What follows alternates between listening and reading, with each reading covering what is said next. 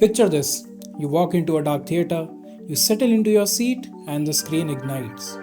In that moment, you feel a strange mixture of comfort and vulnerability. Comfort that you escape the world outside, and vulnerability because somewhere in that flickering light, you will be seen. Or you will see something that sees you. Why do we watch films? Is it just to escape reality, to laugh, to weep, to learn? Or is there something deeper, a force that rearranges our desire, our fears, our very sense of self? Today, we explore one of cinema's most potent ideas, the Lacanian Gaze, and we'll see how, by understanding the gaze through Lacan's mirror stage and Zizek's Pervert's Guide to Cinema, we unlock why film feels both like a window and a mirror. And in doing so, we catch a glimpse of who we really are. Let's begin with Jacques Lacan's famous mirror stage. A baby, around 6 to 18 months old, stumbles upon its reflection and misrecognizes that fragmented sensory jumble as a unified I. In that moment, a kind of imaginary mastery arises. The infant believes in a harmonious self, but Lacan later revises this idea in Seminar 11, arguing that this mirror image is itself a trap, a false wholeness that conceals the subject's underlying lack. Lacan calls this missing piece the objet petit. It's not a thing you can hold. It's more like a wound or a gap, the sense that something is always absent. When we carry that lack into later life, we seek to fill it, but can never quite succeed, and that ultimately is what drives desire. Translate this to cinema, and you have the gaze. Not simply the act of looking, but the feeling of being looked at by an invisible, unsettling presence. It reminds us of what's missing, what we want but can't ever fully have, and how that fuels our attraction to images. The gaze thus splits us in two. Part of us believes we control what we see, the other part senses a void. Something else is watching back. In psychoanalytical film theory, this becomes a tool to decode how movies manipulate our unconscious, our hopes, anxieties, and fantasies about identity, power, and desire. Enter Slavoj Žižek. Slavoj, the unassuming Slovenian, who in a Pervert's Guide to Cinema ostentatiously declares that cinema is the ultimate pervert art. It doesn't give you what you desire. It tells you how to desire. You might see him sitting on a toilet explaining Hitchcock or Bresson and think, is this guy for real? Yet, Zizek's point is unmissable. Films don't merely satisfy our desires, they teach us how to desire. In Seminar 11, Lacan suggests that the gaze is not located in the eye. It's an object that emerges within the field of vision. Zizek brings this to life with Hitchcock's Vertigo or Rear Window. The screen itself looks at us. In Pervert's Guide, when Zizek breaks down the first shot of Psycho, he demonstrates how editing, framing, and sound create a gaze that repeatedly unsettles the spectator. In effect, the film shows us how to want, how to crave twists, shock, and forbidden revelations. Zizek here says, cinema tells you how to desire. By learning from him, we see that the gaze is a two-way street. The camera feeds our desire but also reminds us of our lack, our unfulfilled need for meaning or completeness. And this oscillation between mastery and submission is what compels us to keep returning to the theatre or the streaming queue. In Indian cinema, consider Mera Naam Joker. Young Raju follows his teacher to the riverbank. He watches her change clothes. Is it sexual? Only partly. It's the sudden crack in Raju's childhood. The first flicker of desire. The film lingers on his face, confusion, wonder, and ache. In that suspended moment, the camera is Raju. We become Raju. Later, Raju lies in bed. The images haunt him. They return more vivid. A flash of bare skin. He can't sleep. His mind loops.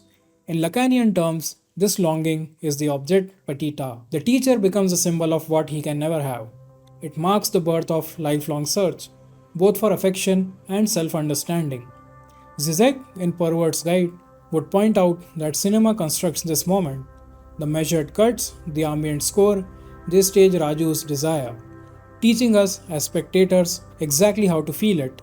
And because Raju's longing is never fully resolved, it stays with us long after the credits roll. Fast forward to Arjun Reddy, a down and out. That's cinema at its perverse best, giving shape to desire and demonstrating how it can consume you. In 1975, feminist film theorist Laura Mulvey delivered her landmark essay, Visual Pleasure and Narrative Cinema. She merged Freudian and Lacanian ideas to show how classical Hollywood constructed the male gaze. In Mulvey's words, three gazes overlap: the cameras, the male protagonists, and the spectators. Now look at Deewar. Vijay and Ravi face off. Shashi Kapoor's mother, framed as the moral anchor. Mere paas maa hai. But notice how the mother's presence is never dynamic. She exists to motivate Vijay's path. She is not an active agent, but a sight of male emotion. When Vijay brandishes the gun, the camera stays tight on his face. The mother's wounded gaze is sidelined. This echoes Mulvey's point. Women are there to stir male desire, not to act on their own. Lacan might say that mother in Deewar function as an objet petit, the crucial missing piece for Vijay's redemption, and her lack becomes the engine of his rage. Through Mulvey's lens, Deewar exemplifies how patriarchal narratives construct gazes that confine women to symbolic emptiness. Now, while the Lacanian gaze often unsettles by reminding us of our lack, not every film serves our unconscious wound in such a direct way. Sometimes we simply escape. We want to forget our 9 to 5, our bills, our heartbreaks. We crave the spectacle, the dazzling cascade of images that shimmer like promises of a different reality. A temporary filling of that void. Consider Baahubali. The waterfall scene, where Shivdu climbs the massive cliff to discover the world beyond, becomes a moment of pure transcendence, symbolizing both personal awakening and mythic destiny. The gaze here is indulgent. We are swept up in the roar of water, the pull of gravity, the grandeur of myth. It's not about confronting a void within. It's about surrendering to awe. But sometimes, cinema doesn't let you forget. It forces you to feel what you have tucked away, using the gaze to expose shared vulnerabilities. In 96, Ram and Janu meet after 22 years. The frame is static, the sound is minimal, the tension is unbearable. Lacan would say gaze here exposes the lack in both of them. A lifetime of unspoken words. We watch, and tears slip down our cheek. Not because we knew Ram or Janu, but because we have all mourned lost possibilities. Now shift to Grave of the Fireflies. Two siblings, Seta and Setsuko, struggle to survive in wartime Japan. Their hunger so severe that Setsuko molds rice balls out of mud, believing them to be real food. The animated medium doesn't soften the blow, it sharpens it. When Setsuko lies dying, Seta cradles her frail body amid the rain and rubble. The gaze here doesn't comfort, it compels. We want to look away, but the film doesn't let us.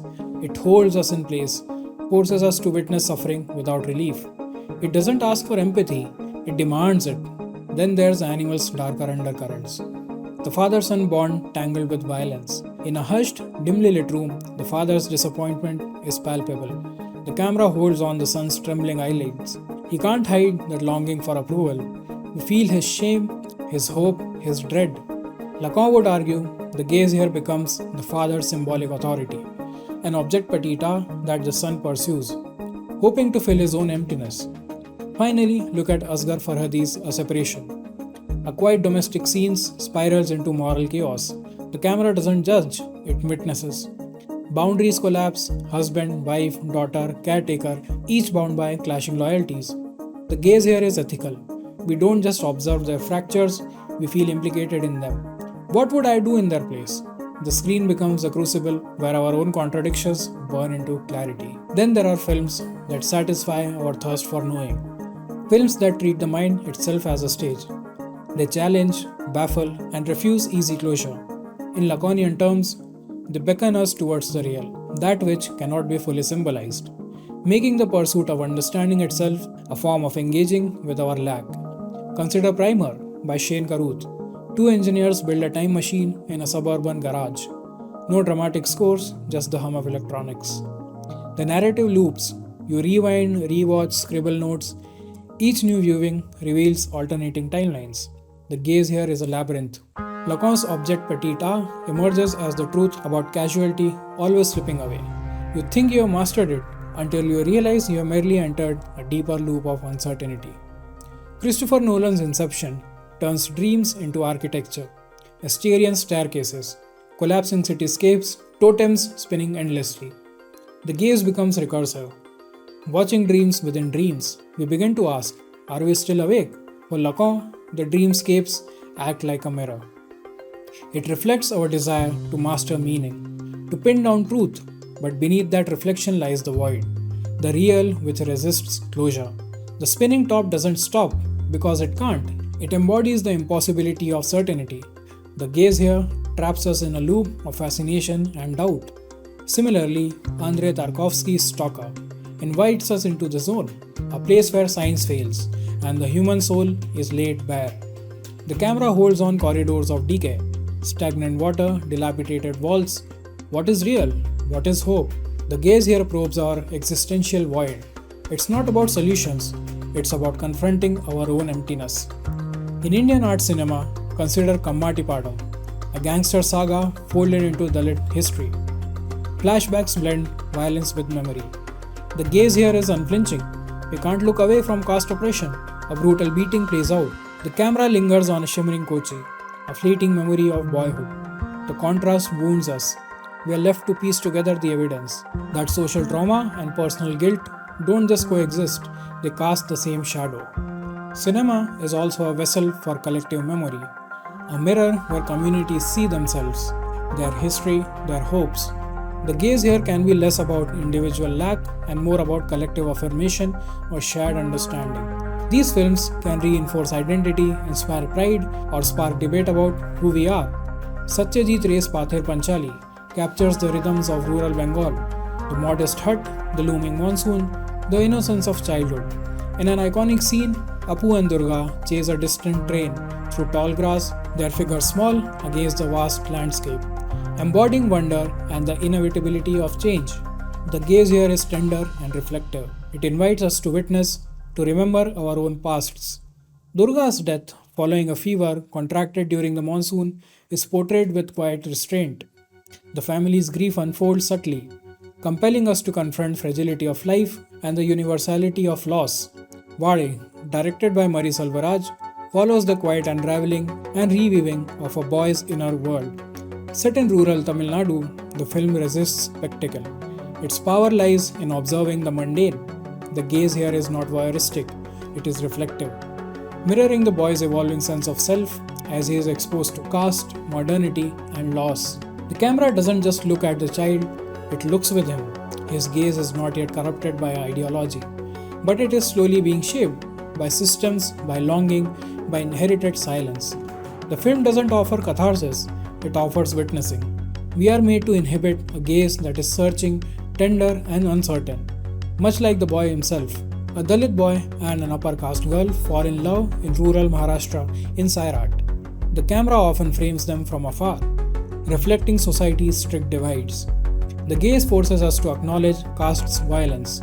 When they run away to Hyderabad, the visuals show us them struggling with life's challenges, only to be tracked down by villains. The final scene, a family gathering torn apart by violence, sears itself into memory. The gaze in Sairaat doesn't soothe, it implicates. It doesn't just show love across caste, it shows how caste looks back. We aren't outside the system watching, we are inside it, caught in its brutal logic. Under British colonial rule, Indian villagers challenged British officers to a cricket match for the right to waive exorbitant taxes in Lagan. The film oscillates between villagers' cramped huts and the cricket field, symbolic space where oppression meets hope. When Bhuvan's bat cracks against the ball, we feel India's first stirrings of resistance. The final six, caught at the boundary, throws the entire village into jubilant dance. The gaze here is hopeful, forging a national identity. Of course, we can't neglect pure sensory pleasure. Here, the engagement might not directly stem from Lacanian Gaze, confronting our lack, but from a different kind of cinematic offering, the sheer artistry of the medium. Sometimes we watch films simply because they are breathtaking to look at, because they sound amazing, because they are art. In Pushpa, every frame drips with vicious color. The celebrations, the mist-shrouded forests. When Pushparaj swings the axe against the sandalwood slab, the slow motion and the folk score combine into a heady rush. The cinematic gaze here is sensual, immersive. We feel the heat, the scent of damp wood, the pulse of rebellion. A feast for the senses rather than a direct address to our psychic void. Or the Lunchbox, where a lunchbox rattles on a train. The gaze is intimate. It's about nuances, small moments, and intimacy in a crowded city, crafting beauty that soothes or delights rather than primarily unsettling. Beyond individual psychology, films forge communities. festivals, fan clubs, midnight screenings, online debates. We quote dialogue, we dress like characters, we join group watch parties. Fandom can become identity, and the gaze here becomes a shared experience, a point of communal connection that perhaps offers a sense of belonging, a way to collectively engage with shared desires or ideals. In PK, the gaze turns satirical. We are invited to question religious dogma, social norms, and blind faith. Amir Khan's wide, curious eyes ask us, "What do you believe?" And we answer in our hearts, even as the film rolls, often discussing these provocations with others, forming opinions as a collective. For Baahubali 2, lines stretch for blocks on opening day. The gaze becomes tribal. We identify with a mystic world that transcends reality. Globally, Avengers Endgame made box office history. Fans crammed outside theaters. When Tony Stark snapped his fingers and said, "I am Iron Man," the auditorium erupted like a rock concert. The gaze is communal transcendence. We feel the culmination of a decade-long cinematic universe. While MULVEY'S male gaze unveiled patriarchal power, other theorists have expanded the conversation, suggesting alternative ways that the gaze can operate, sometimes fostering connection rather than objectification, or challenging dominant symbolic orders. Bracha Ettinger's Matrixial gaze proposes a feminine, maternal model, a gaze that emerges from shared bodily experience, from co-emergence with the other. Films like Chantal Akerman's Gian Delman embody this. Long takes of mundane tasks. The gaze here is collective feminine labor, slow, immersive, relational. In Super Deluxe, a transgender woman Shilpa returns to her family. The camera lingers not to eroticize or ridicule, but to bear witness. When she dons a sari before her wife, the moment resists the symbolic order's demand for erasure or shame. The gaze here is not voyeuristic but ethical. It allows difference to appear without demanding explanation. Lacan's split subject doesn't heal, but she inhibits her lack with dignity. Her presence refuses symbolic castration, not by overcoming lack, but by embodying it with pride. Slavoj Žižek also highlights how the gaze can manifest as a traumatic encounter with the real, that aspect of our psyche that resists symbolization. When cinema touches the real, it unsettles us deeply, sometimes forcing us to confront societal wounds or the raw, unmediated aspects of existence. Take Hitchcock's Vertigo. In the opening credit sequence, abstract spirals, disjointed typography, Bernard Herrmann's screeching violin, we feel vertigo, not from free fall, but from the collapse of spatial stability. That's the gaze as trauma. The film shows us a world where orientation fails. In Spielberg's Duel, the truck's headlights loom like a monstrous eye in the rearview mirror. The gaze becomes an anonymous, unstoppable force, no human face behind it. We watch the driver's panic, but we also feel our own fear of being hunted. Lacan would call that objet petit, surfacing as an inhuman void. Beyond direct confrontation with desire or trauma, films can be a powerful educational tool, operating on a more conscious level of engagement. They expose us to new ideas, cultures, social issues, and prompt self-reflection. The gaze in this context can be an invitation to understand. In Taare Zameen Par, a dyslexic boy Ishan struggles in school. The film shows his inner world, floating trains, crayon drawings, juxtaposed with a harsh classroom. The gaze invites empathy. We experience Ishan's confusion, his sense of failure, and finally his triumph when an empathetic teacher helps him see his own worth. We come away reconsidering how education treats children with learning differences. Based on true events, Article 15 follows a police officer investigating caste atrocities in rural India. The camera lingers on faces of oppressed villagers, etched with fear, resignation, and hope. When the officer gallops into action, we feel institutional injustice. The gaze confronts us with our own prejudices. We must reckon with systemic discrimination. Anurag Kashyap's Black Friday is a realistic recount of the 1993 Bombay bombings. News footage, fractured editing, on-the-ground interviews. We don't just see events, we feel the city's pulse. Terror, anger, grief. The gaze becomes journalistic, yet cinematic, an unblinking eye of historical trauma. We learn that collective memory is fragile and that film can preserve truth. Sometimes our reasons for watching are far removed from confronting deep psychic lacks or complex social issues. We just want a low effort break. We are tired. We don't want to think. We want comfort food cinema style. The gaze here becomes a familiar, unchallenging presence. Look at Three Idiots. You've watched it a dozen times, but when it pops up on TV, you stick around. Rancho's all is well mantra is balm to the anxious mind. The gaze here is reassuring. Familiar faces, catchphrases, and song cues. We smile before the first gag. It's a cinematic space where the lag feels temporarily absent, replaced by warmth and predictability. And then there is Dilwale Dulhaniya Le Jayenge, which ran in Mumbai theatres for over 20 years. Generations of couples saw Raj and Simran confess love in mustard field. The song Tujhe Dekha To Ye Jana Sanam reverberates anytime we see mustard blooms on Instagram. The gaze here isn't demanding, it's nostalgic. It tells us this is love as we always believed. Yet, cinema can also lift us from the abyss, transforming pain into hope. Sometimes by showing how the gaze itself can shift or how characters navigate their own lack towards something new. In Three Idiots, Farhan's father's stern face melts when he sees his and his wife's photo in Farhan's wallet. The gaze transforms from rigid authority into tender acknowledgement. We see that barriers can crumble. We cry because we have seen our own familial hurts laid bare and the possibility of their healing. In the Lunchbox, the gaze is optimistic. It lingers on a possibility. Though we never see Sajan or Ila's reunion, we feel it, a hopeful projection into the unknown. It is quiet but profoundly Lacanian. So, why do we watch films really? We have traced Lacan's mirror stage to the object petit, that void that keeps us seeking. We have seen Zizek's perverse insight. Cinema doesn't give us what we want, it tells us how to want. We have felt the gaze as it shapes desire in Mera Naam Joker, as it confronts patriarchy in Deewar. We have also seen how cinema offers escape in Baahubali, aesthetic pleasure in Pushpa, comfort in DDLJ, learning in Taare Zameen Par. We have explored how it liberates the unspoken in 96 and warns us of societal wounds in Black Friday. We argued we felt seen, and sometimes we dreaded what we saw.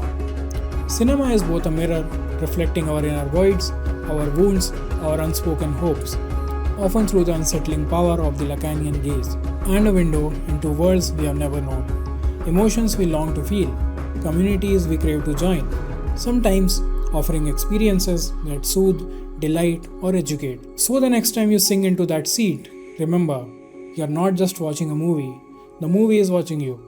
And in that silent exchange, and in all the other pleasures and provocations cinema offers, lies the magic, the terror, and the profound truth of why we keep returning to the screen. Okay, so I hope you guys liked that video. Please make sure to subscribe to the channel and share this video with your friends, and don't forget to push on the bell icon. I will be coming next week again with a amazing topic like this one. So cheers, bye bye.